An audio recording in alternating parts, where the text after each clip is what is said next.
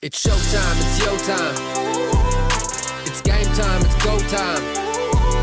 You got one shot at a gold mine. Welcome to Black Voices in Color, where we discuss profound topics that surround Black identity, culture, and Black excellence. I'm Joshua Ite, and with me are our new hosts for our new Season 3 podcast. Anai Beasley. Emmanuel Paris. And returning from Season 2, lovely Savannah Bland. Hi, guys. How are you guys doing? I'm doing pretty good. I'm all right. You How are know, you? I'm good. I'm a little tired, but I'm good. that's good. Well, it's my birthday today. Yeah. I don't really know how to feel about it. I'm excited, and I just hope today's a Happy birthday to ya. Happy birthday to ya. Happy birthday. Had to throw that Thank in there. you, guys. Of course, girl. But I'm excited to be here with y'all. How are y'all feeling? I'm okay. Today's been already enough. Today's been enough. Well, Yeah. well, about that, Savannah and Paris, we know recently you guys just got back from an HBCU tour, and Yeah. me and Josh got questions. Questions. So, what did you guys think about your trip? Ladies first. Honestly, it was an amazing experience. So we had gone to Louisiana, Texas, and Oklahoma, and we went to the Battle of the Bands, the Bayou Classic. We got beignets, and we visited Grambling, Southern, Xavier, Yeah. Dillard, Texas Southern, Prairie View, Okay. Paul Quinn, Langston. I think I got everything. You went to My Xavier? memory. Yeah. Yeah, we went to Xavier. It was nice. It was nice. A lot That of sounds the- nice. A lot of the schools were really nice. They were a lot older looking, I guess I would say. But it was definitely a really cool and unique experience just to kind of get a vibe for it and a feel for it. Right. And it really did answer a lot of my questions, and it really just made a lot of my decisions just very easy to make. I know now I want to go to an HBCU. It's either an HBCU or nothing. You know what I mean? So, Yeah. Wait, what were all the states of the schools you guys went to? Louisiana, Texas, and Oklahoma. Yeah. Oh, okay. Yeah. And did it feel old? Because I just know most of those buildings were built in the 1800s. Yeah. So It was a lot of them that felt old. Like Dillard for me felt the oldest Yes. because all the buildings were white. You know, Yeah. they're made out of bricks. Mm-hmm. yes, The walking paths, they were coming up because the roots of the trees growing so much and everything. It was Well- definitely old. The outside of the vibe feels old, but on the inside, some of the places were actually pretty nice. Yeah. So it wasn't so bad. And the food was good. When we went to Southern and we went to the Yeah. little dining hall or whatever, there was just a line, and it was for fried chicken, red beans and rice, greens, cornbread. That's where it's at. It was fantastic, and it was delicious. Perfect skin to chicken ratio. It You was great. And- Haitian boy like rice. It was a lot of fun though, and I was really excited to have that experience. And the people were so cool, and everybody there has the same purpose. We just want to know, if HBCU is what we want. Yeah. well, I'm really excited for you guys, honestly, because I know it's important to get that HBCU experience and Right. get the feel of going to a college where you Yeah. see people who look like you. Yeah. So I'm really happy you guys got to experience that. Yeah. Battle of the Bands. I've only seen that on TV. Yeah. What's that like? Shoot. It's good. They go back and forth. They try to one up each other. Going back and forth. Does it progressively get better, or they come out just trying to hit? No, they came out. So Yeah, they came out it's- crazy. I ain't So gonna it's lie. on the football field. So Mhm. they have only half of the football fields. So it Yeah. was high schoolers first, and it was 4 different high schoolers, Mhm. and then Grambling and Southern come out. All the huge was- marching wow. band both come out of each sides. There's 300 on each side. So it's Yeah. Grambling's band, and Southern. So the And you guys are in stands? yeah. Yeah, it's Okay. it's like the Denver Stadium, but it was literally there was mad seats. It was Yeah. full. It was half the stadium, but literally almost all the seats were full. It was crazy. Okay. It was they call it the Caesars Dome. Mhm. I Yeah. think that's what it's called. Something like that. Yeah. So it was a lot of cool though, and the Divine Nine. So that's all of the black fraternities and Yeah. sororities, and it was great. I saw the Deltas, the AKAs, all of them. The Noobs Yeah. came out. It was a whole thing. It was a whole thing, but it was definitely a lot of fun, and I definitely made some really good connections. It was really cool. Yeah. That's good. My question to you guys is, what's your guys' biggest takeaway Like one thing you'll never forget, one thing that stood out to you guys the most. What's your biggest boom? I need this. I wanted that. This was nice. Anything. My biggest takeaway would probably be like, well, first of all, overall, like the experience was really nice. Meeting new people, going to the schools, like actually seeing the campuses, talking to the administration, and then meeting new people, like meeting the people that wanted to go to the HBCU, seeing Yeah. people that looked like me, had the same goals. That was really nice as well. How about you, Yeah. Susanna? Yeah, I can agree. And it was definitely just the overall, like that really does make an Yeah. impact on your decisions and where you want to be. But it was really just like I agree, just being around people who had the same idea as you, and you realize that this is what college is. Like you're in high school and you're around people who could care less about going to school and this and that. But then the people you see at these colleges and universities, they want to be there and they want to make something out of themselves. Right. So it's nice and it feels good to be around people who want to be like you. Of You a know what I mean? collective, Who want, yeah. who want to be black excellence, who want to be proud, who want to be smart and educated and be beautiful. Like it's just an amazing experience, and it really does like open your eyes even for someone in high school because you know this could be your reality, and it's that's just really what it is. Right. Yeah. Honestly, hearing about y'all talk about those experiences, I could just tell y'all got exposed to more of what's out there. And Right. that way y'all know what to expect next year if you decide to go in HBCU. And I'm glad you did this during our senior year too. So Yeah. I wish I went with y'all, honestly. But girl, we get to go in spring. We're I know. going in March. We're I'm going looking forward to to that. Spelman in Atlanta and Fisk. I think Fisk, where is that? it's in. It's like some small HBCU. Because I know we're going to Mississippi, Alabama, and Georgia. You know, got those acceptances to Ooh. Clark, and then I got accepted to Spelman, so I'm really excited. Congratulations. That's Thank exciting. you. And it's something I'm looking forward to, definitely. Me too, girl. But today we do have a really important in our topic. In our class, we like to start off with a discussion question to help us get a flow and good natural conversation like just now. But one of our reflection questions was about mental health. And the conversation led to all of us opening up about our own personal mental health and the things we do to stay on top of it. And we realize how much of our mental health can affect everything that we do, how we come to school, how we handle homework, how we handle home life, how it can even affect our personalities. So even like, for example, me being biracial is something that has kind of like caused me a little bit of stress and frustration, and learning to manage that is important. And mental health is something that can take control of your life if it isn't managed well in your experiences, and we really want to talk about it. I feel like it does hit home for a lot of students. They're not really used to putting their feelings out there and like having it acknowledged. It's definitely something I struggled with since I was a little kid too, and that's why I'm really glad to be bringing attention to this.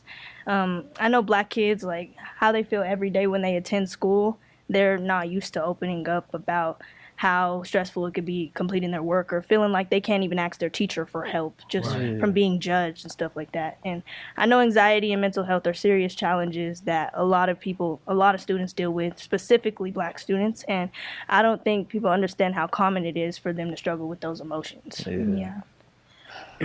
And in this episode, we'll explore these issues as you, Paris, are going to share your personal journey of overcoming anxiety and depression and how you continue to persevere through these struggles. Your personal story is unique, and it really made us think more deeply about this issue. And seeing how you are kind of to yourself and in school makes it much more of an honor to hear you open up about these personal things. We will also be sharing a conversation that Josh and a psychologist had to help us further discuss how mental health affects all of us and what are things we can do to help each other and ourselves.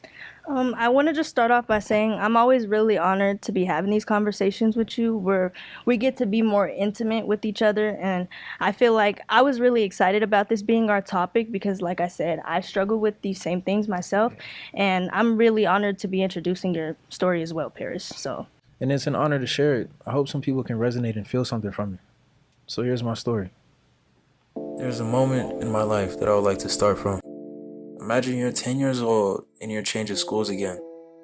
You have to get comfortable in a new school, and just when you're settling in, all of a sudden you gotta move. Again. But this time you're going to another state. You're leaving all your friends, family, and everything you know. How is a 10-year-old supposed to feel about that? Thinking back, I was afraid. I felt alone and stripped of everything. I didn't realize it, but at the time, depression began settling in my mind. I was moving because of my mom's love story, but this story for me was a nightmare. I was enrolled into a new school. My mom has always tried looking after me the best she could, which is why I was put into a white environment. The South has a reputation of being a dangerous place for African American boys, so she put me in the safest environment she could. Even so, in this world, what can you do when a child is mentally vulnerable? Eventually, I settled and found my friends. They were my peace in the storm. I was a good kid, but somehow trouble always seemed to find me.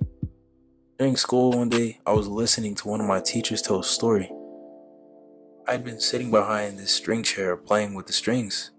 All of a sudden, I heard a loud smacking sound. I accidentally let go of a string and it hit the back of a white kid. He screamed and everybody looked at the little black boy. Again, I was alone and scared. I was the only one of my colors, so immediately I was isolated. And even though it was an accident, of course, I got in trouble. Many more incidents happened that year, and trouble kept following me, stalking me like I was its prey. That was the last and only year at that school. In 6th grade, I went to another school, and I was finally surrounded by people of my color, which came with some pros, but many more cons. A fight broke out on the bus on the first day of school. That was the first time I noticed the trigger. Fights made me feel trapped in animosity and very anxious. They had happened all the time and planted seeds that grew to become my anxiety. Nowadays, I live with both anxiety and depression, and I've learned how to overcome the two. Even living with them, they still creep up on me sometimes and run my life. Sometimes it's like the ringing in your ears. It's just there. Thankfully, though, I've learned how to cope and make the two lay off my back. Well, Paris, hearing you talk about that really showed me what it's like to be in your shoes, and knowing you experienced something traumatic like that and just seeing how it still has an impact on you till this day. I understand how that could make you feel later on in life. It could set you apart from all your peers and even make you feel uncomfortable being in your own skin because of others looking at you like you were the bad guy in the situation, even though you weren't. Definitely. My family and my friends, my peers, they talk about me all the time about like the difficulties and the struggle of what it's like to relocate. And me personally, I never moved. I've been in Denver my whole life, the same house. I never moved houses, nothing like that. So I've been in the same house growing up since my whole childhood. So, hearing you talk about and share your struggles of what it's like, being the kid in different schools, open up that perspective. I'm really grateful because when they often vent about those things, it's hard for me to relate, knowing that me personally, I haven't dealt with those things firsthand. So thank you for sharing that. Yeah, of course. It's like a lived experience thing. It's just, it comes with it. Yeah. And I'm also someone who moved back and forth from being the only black kid at an all-white school. Yeah. I understand the pressure and frustration that has become embedded because of the lack of stability. I went to 5 different schools in 2nd grade, and all of them were white schools. It's really hard not to be able to find a community and a support system when you're young. And your story really allowed me to empathize and see your life through your words. It makes me have a feeling in my own heart of the pain that you have gone through, where I want to comfort this boy who was hurt. It's put everything in perspective of not knowing someone's story until they tell it. You never know what someone is truly going through. Yeah. You said 5 different Yeah, schools that's in a the lot. 2nd grade? Yeah, it was rough. It was one of those stages, my mom got a new job. I moved to Beulah. And Beulah's 3 hours away. It's in the mountains. Yeah. So I was in Beulah. I was in Pueblo. And then I moved in with my auntie. And then I was in Cherry Creek. And then I moved back to my old school that I was at in 1st grade. So, and I ended up staying at the school for a few more years. So it all turned out how it was supposed to. Where'd you end up going to middle school after that? Up in Platteville where my mom lives. So you moved again during middle school too? So, yeah. So Let me just start from the beginning. So, I mean, preschool was one school, kindergarten was one school, and then first grade, and then the second grade period, then moved back to the first grade school, and then third, fourth were at that one school, and then fifth, I went like near Greeley, that's where Platteville is, and then I was there for fifth, sixth, seventh, eighth, and ninth grade. So I was there for a minute. But then I moved with my dad, and then I moved to Dr. Martin Luther King Jr. Early College. So, it was cool though. Well, I definitely do agree that what you experience in school as a younger kid, it definitely does impact how it is for you even up until you graduate. So, like, hearing you say you went to 5 different schools, I definitely understand, like, where your maturity and stuff comes from. And I just feel like your Paris story, like, it was definitely a lot, and I really appreciate you sharing that with us. Yeah. It gives us a more in-depth understanding of who you are as a person, and living with anxiety and depression. I understand, and I can relate to you personally as someone who struggled with this my whole life. And that feeling of talking to your peers and just feeling that resentment when for no reason, like when you're just trying to have a simple conversation with them, it makes you feel like it lowers your self-esteem. Right. I will say that. And I also think it's something that makes me special because the way I handle those things every day, it makes me unique, and it makes me feel a sense of maturity too. Yeah. What's it like going through? Because you say the last thing I heard was, well, not the last thing I heard, but right before you closed, you mentioned like you're still living with it. So walk me through like an everyday process of what it's like being students who are experiencing anxiety and depression every day. Or not even the student as an individual, I want to say. For me, it's not too bad because I've learned to just live in my moments, like live in the moment, like I go class by class, moment by moment, and I worry about what's present, like what work I have to do now, and then what I have to do later. That'll happen later, So I don't worry too much. Like it's not too bad for me. But how about you, Anai? Well, it's like it's gotten better for me since I've gotten older, and I'm able to have normal conversations with people and get my tasks done, but I feel like it gets more in the way when I'm trying to do something that involves more attention or me putting myself out there. That's when it has its moments, definitely, but like I said, it's gotten better, especially this year. Like I could feel a difference in even being a part of this. So yeah, so like I'm hearing from you, it's more like a pace thing. You're kind of more at this kind of steady pace of trying to not worry. Is that like intentional, like you're trying not to worry, or you find yourself not worrying? I think that's just what has come to me. Like, so it kind of just second nature. Yeah, it's second nature. It just happens. Yeah. Paris, I know a lot of things can kind of go unnoticed, but what are like unique characteristics that to you that others don't notice is linked to your anxiety and depression? And do you think that you're able to read the anxiety and depression in somebody else because you're someone who has it? Some characteristics that I have, I'll probably say like the reasons that I'm quiet. Not so much like that I'm physically quiet, but like the reasons that I'm quiet. Like I mostly prefer to be in my own, my own little space, to myself type stuff like that. And then I would say like the difficulty that I would have like forming relationships and actually retaining them, because some people they take my anxiety and depression, like they take it personally because like it makes me act certain ways. So there's that. But yeah, I definitely feel that I can definitely see like if someone else is going through the same things. Like I can tell by their actions or their physical body language and stuff like that. You said you like noticed like their responses, and you really internalize that. Like you're saying, like you can see personally how they respond to how you feel, or like kind of how you naturally are. I like that. That was a good note. Thank you. I experience that sometimes as well. My question is, how were you like as a kid, and how do you envision yourself growing up, having you never moved in the first place? Like if I never moved, I feel like I might have like more relationships with people, and I might talk more because like I was, I had foundation in one space. So I feel like I would have more relationships, and I would have. And you were out here? Yeah, if I were out here, if I was out here, I would have more relationships, and just it would be easier for me to form relationships and talk to others. Right. Yeah. Do you think it would have been like the same thing if you were to have siblings? Or just a support system in general, you know, like, I don't know.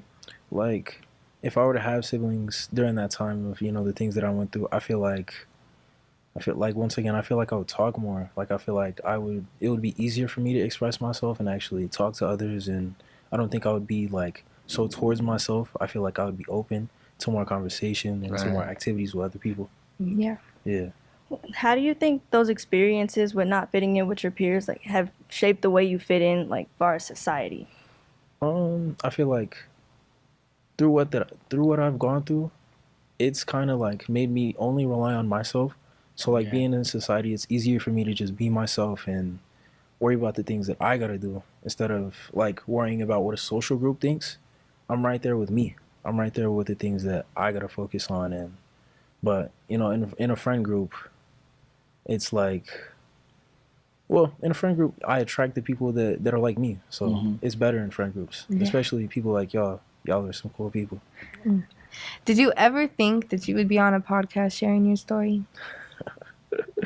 No. I never thought I was gonna be on a podcast. I don't even think I thought about a podcast till like 2022 or something like that. But Yeah. I'm glad to be here. I'm glad to share my story. I'm glad that I had the maturity to realize that it was bigger than me to spread a message.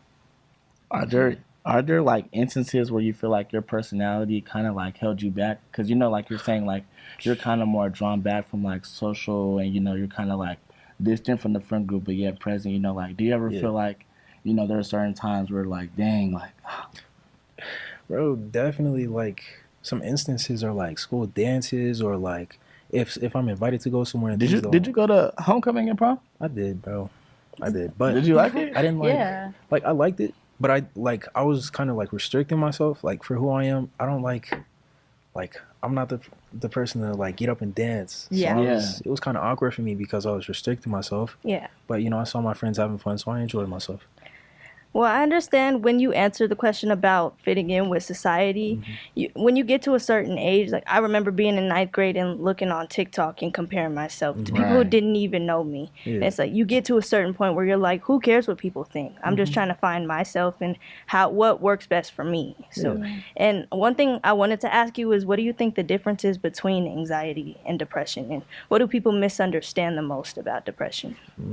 I would say, well, I'm gonna start with anxiety. Anxiety is more of like a physical thing for you. I would say like your heart starts beating fast, and like for me, I have body tremors. Like if you, like when you said earlier, like in situations where a lot of attention is on you, it's not that I would be nervous, but it's that my body would start shaking and stuff like that. Like it's called body tremors. And then depression is more of like a mood thing, like a moment to moment thing. Like if I were to listen to a song and hear something that I take note of, it might make me feel like more down or like sad or something like that. So it's like it's more mental. So yeah. You're right. Anxiety is definitely a physical feeling. It really can disrupt your whole day. And Yeah. that feeling in your stomach, it's no joke. Yeah. But Josh, I know you're really big on mental health. How do you deal with yours, bro? With me, often I think I'm kind of all over the place. I find myself doing a lot of different things. I take pride in my crafts, like you said. You know, Yep. I always hear you indulge in your hobbies. So you know, I'm really big on music. Sometimes when I find myself, you know, maybe stressed with work or you know overwhelmed, you know, feeling some type of way, maybe feeling insecure, you know, music is something to me that I can lean on, whether it's putting in my headphones or whether it's me physically getting on the piano to produce my own, or you know, finding that even ground for me. I do journal, not as much as I should or not as much as I like to, but you know, I find myself writing, you know, trying to spend that quiet time with myself, just internalizing and putting down my feelings, or not even my feelings, but whatever comes to my mind on paper, you know, trying to find some sort of outlet in that manner. So those are kind of like my key things between music, journaling, and of course religion. You know, I'm big on my relationship with God, so when I do have my free time or when I make time, you know, I find myself praying a lot, trying to find that even ground, coming to that nice place of concentration within myself where I can, you know, talk and communicate my feelings and my thoughts and, you know, be expressive. Yeah, I've learned to do like the same things. Like I'm learning guitar. You know, I do journal as well. And I definitely am big on my relationship with God. But one thing that I've learned in dealing with depression and anxiety is the importance of having a resource, like somebody around you to talk to, so you're not dwelling on, the things in your mind. So it's important to have someone to talk to. Definitely, and which is why on that note, I had the opportunity to have a conversation with Denver Kids Advisor Jamie Jefferson. Ms. Jamie has been on the front lines of Dr. Martin Luther King Jr. Early College, helping and supporting our young youth and, guiding them through their toughest challenges. And to me, with her experience between Denver youth and, her studying psychology, I believe she has a unique experience and perspective on, helping students travel and navigate through their mental health. Hey, Ms. Jamie, thank you for joining us here today. Thank you for having me. Of course. Why don't you share a little bit about yourself? I know you're with Denver Youth. You've been working there for some time. Why don't you? Oh no, is it Denver Kids? Yes, it is. I actually have been working for Denver Kids for 3 years now here at DMLK. How's that? It's been great. I'm really passionate about supporting students, and this job allows me to do just that. And yes, I've been doing just that for the last 3 years. It's been very rewarding, I think, just getting to work within my passion every day. I've always wanted to help people, work with youth, and make sure I can empower the next generation. So that's been your whole primary job wanting to grow up? You didn't want to be no dentist, no doctor, no vet, no nothing?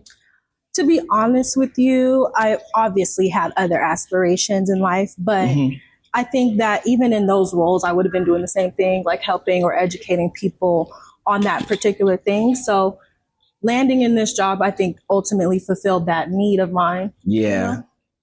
Kind of versatile and kind of broadened it up. So it can be a lot of different things at the same time. I have/do, I guess. While we're on the topic of mental health, have you personally struggled from anxiety or depression?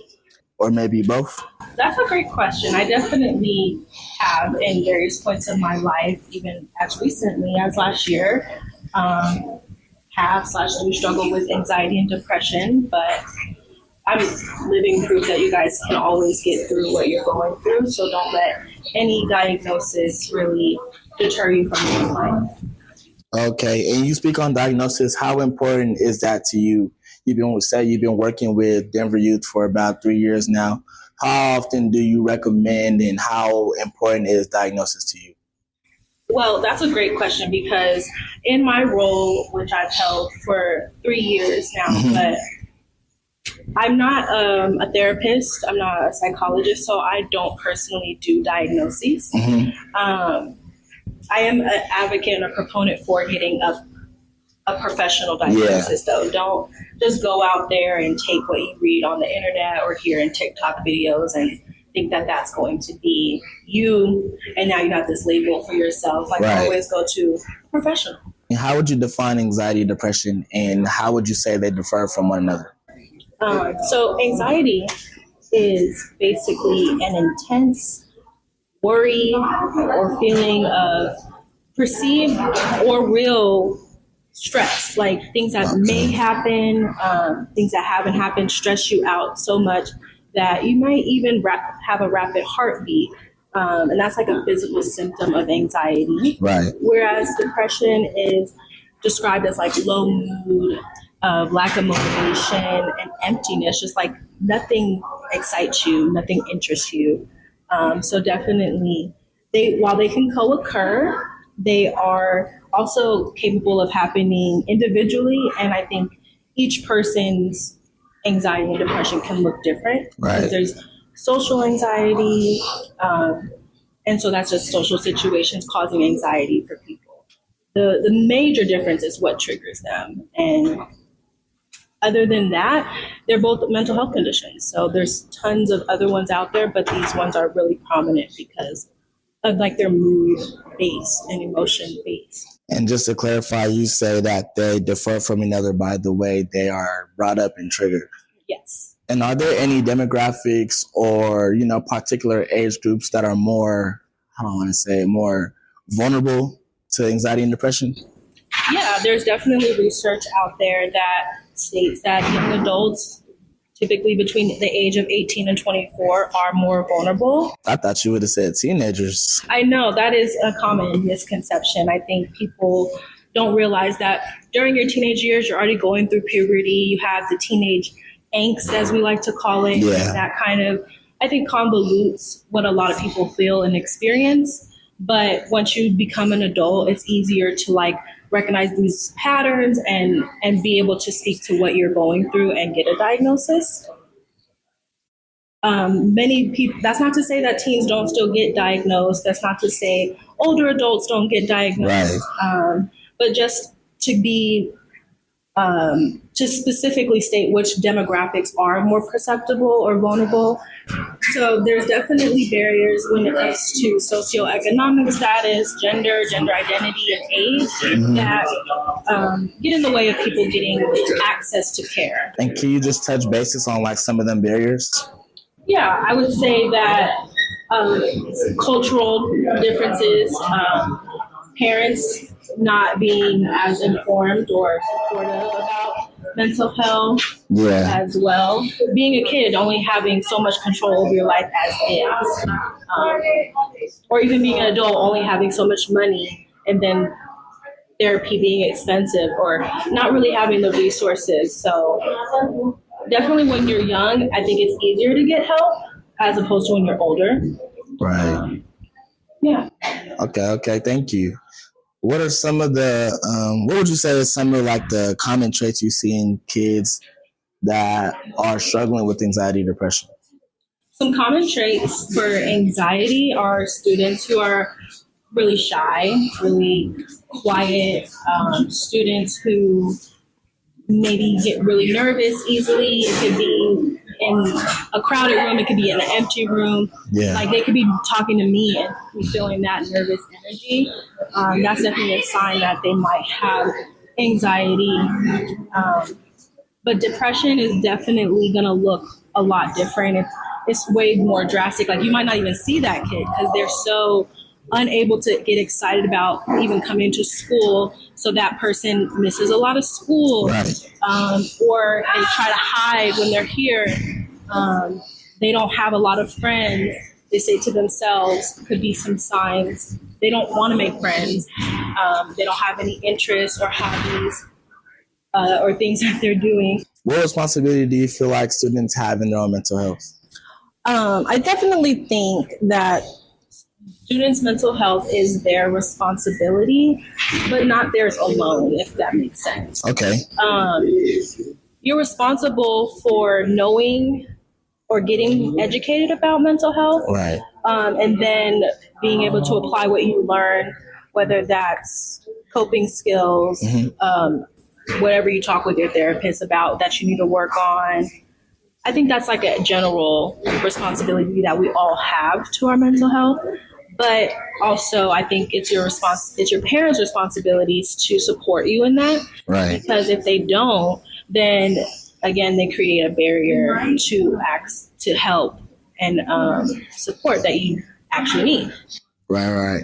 And during class, we came across a really strong subject that I really feel like I had to ask you.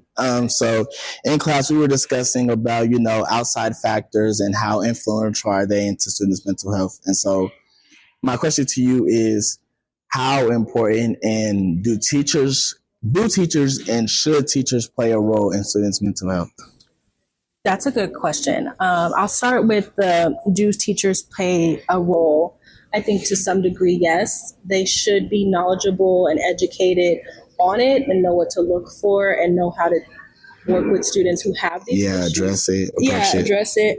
But also, I think they have a lot that they have to teach you as is. So they're not going to be like another caretaker. And it kind of diverts back to the parents. I mean, we have SEL days here at MLK, and I would love to see that utilized more for mental health, just to teach about it. And I guess that's where you would need a teacher, right? Someone who's instructed to teach you on specific mental health things.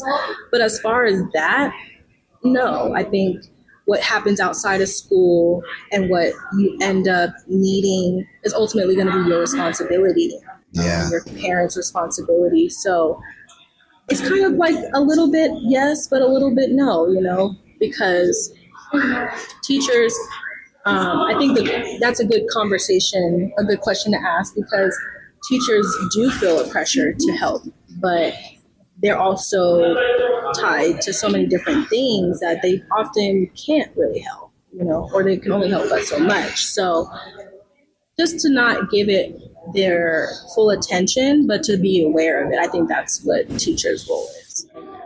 Okay. Yeah, definitely. Because when we was talking in class, we uncover parents definitely play a stronger role than the teachers do. Because my teacher shared with me, sometimes they're just here to teach. At the end of the day, they're responsible for kids, but at the end of the day, they're called to teach, they're called to educate us. And so how are they tying that, that mental health piece and that personal piece that students are going through was a big part of that conversation. Mm-hmm. And I could see why it would be, I'm pretty sure the teachers think about it all the time. The state of how things are. They're called to teach, so that's what they should do. But you can't expect them to be an expert, and you might need additional support. Specific students might need additional support. So is that on the teacher? No. But once we know what's going on with the student, I think we should take a little bit more care. And that's where I think they're coming into play. Okay. Well, thank you, Ms. Jamie. It was a pleasure having you here on Black Voices in Color. Mm-hmm. Thank you for having me. It was yes. This is my favorite thing to talk about. I would do this every day if I could. That was a really nice conversation, Josh. That really summarizes how much of an impact bad mental health can have on students who are still trying to figure themselves out as they continue to grow and develop. We are teenagers, we have anxiety and insecurities, and we have to live in a society full of social media that comes with cruel things. Even me, I had people posting messy and hurtful things about me before, and it doesn't make me feel good, Yeah. But I know I will always have haters because I will be great, And I'm not regular, and everyone who thrives will have haters. I really have to remind myself that hatred comes within, and no one truly knows me in my life. And knowing your value within yourself can help you control your own mental health. Mm-hmm. I like that. Say that last sentence again. That was good. Knowing your value within yourself can help you control your own mental health. I like that. Oh, and it rhymes too. Yeah, kudos to you, man. Kudos to you. Something I've really come to appreciate is how students have more resources around us, especially Black students, or even students in general. We can feel more comfortable being transparent about the things that go on in our minds, knowing that in more spaces people usually try to keep things laid back and more on the positive side of things. I'm glad I'm able to share my experience and understand how it's warming to actually be able to ease up and talk about those things. Yeah, I agree, and I think it's amazing to hear the perspective of a mental health professional at the school, and I agree with both of you. I feel like this conversation really showed me that everyone has a different experience, and you never really know what someone may be going through deep down. Yeah. So this could be a reason why students act up at times. Yeah, that's a big piece.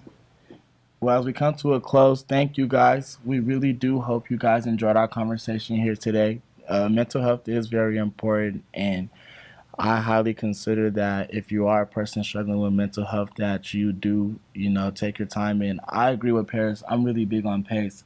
One thing that works for me personally that I can encourage, that I can say that's worked for me, is really pace, Keeping my mind subject to one thing and trying not to worry about what's to come next, what's to move, what's my next plan. That's really something that keeps me, kind of organized and kind of grounded. If you or anyone you know is struggling with anxiety or depression, talk to a school counselor or a trusted adult.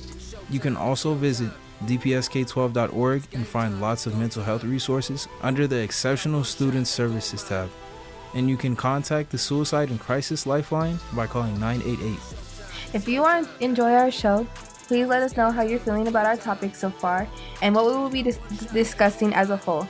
Leave your comments or feedback on our Instagram page, and be sure to come back for our next episode. And of course, to our next remarkable comeback. Awaken the soul, empower the mind.